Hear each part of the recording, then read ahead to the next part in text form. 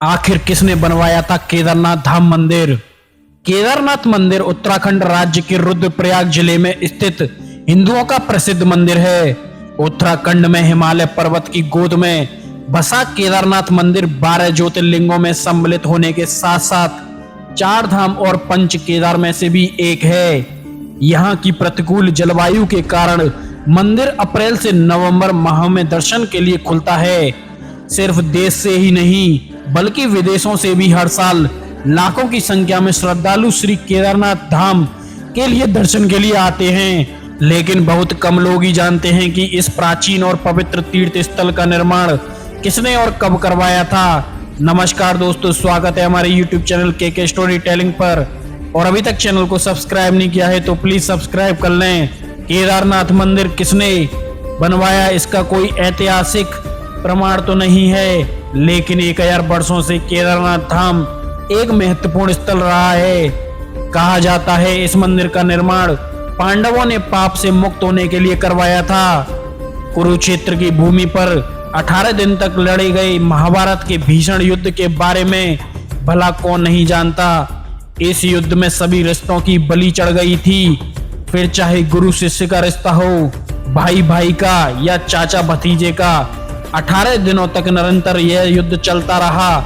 महाभारत का युद्ध समाप्त होने के पश्चात विजय तो अवश्य पांडवों की हुई थी, लेकिन तब तक बहुत देर हो चुकी थी क्योंकि उन्होंने भी बहुत कुछ खो दिया था। युद्ध समाप्ति के कुछ समय बाद जब सभी पांडव भगवान श्री कृष्ण के पास बैठकर युद्ध की परिणामों के बारे में चर्चा कर रहे थे, तब श्री कृष्ण ने उन्हें पश्चाताप करने को कहा। श्री कृष्ण के अनुसार पांडवों के ऊपर ब्रह्म हत्या, कुल हत्या, गुरु हत्या इत्यादि कई पाप चढ़ चुके थे।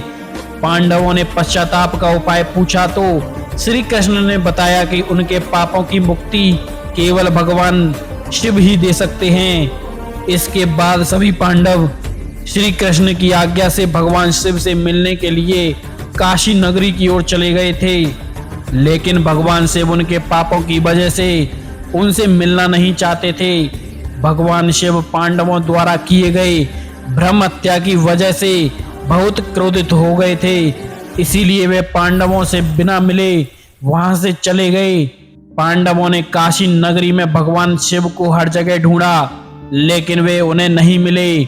माता पार्वती से पांडवों की यह व्यथा नहीं देखी गई, लेकिन सिर्फ इतना बताया कि महादेव उनसे अत्यधिक क्रोधित हैं और साथ ही ये बताया कि महादेव हिमालय की ओर गए हैं। इसके बाद सभी पांडव उत्तराखंड में बसे गढ़वाल क्षेत्र में चले गए।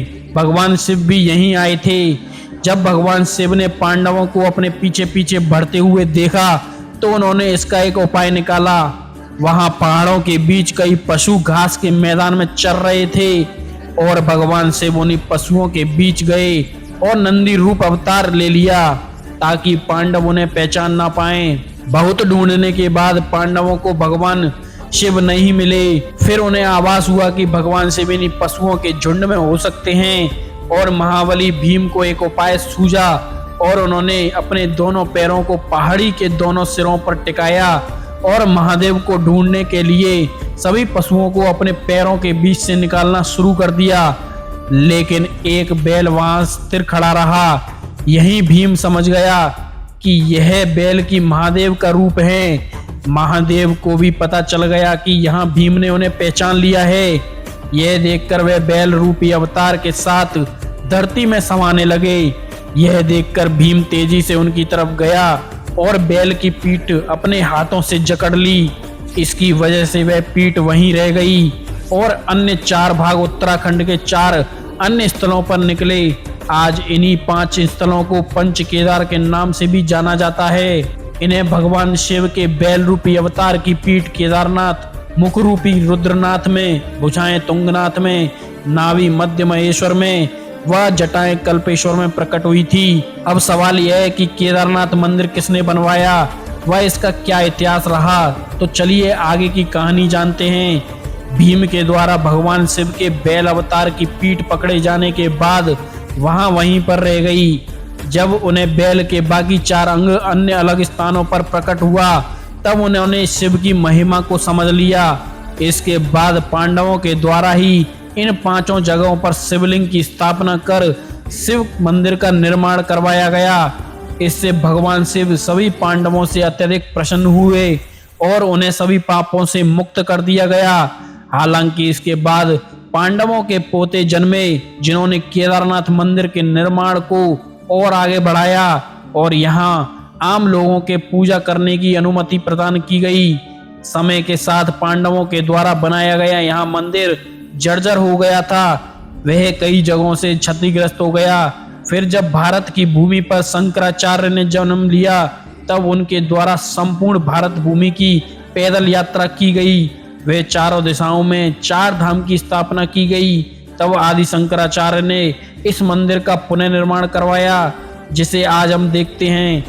इसके बाद अपने जीवन के अंतिम समय में आदि शंकराचार्य ने इसी केदारनाथ मंदिर के पास ध्यान लगाया था। वह समाधि ले ली गई।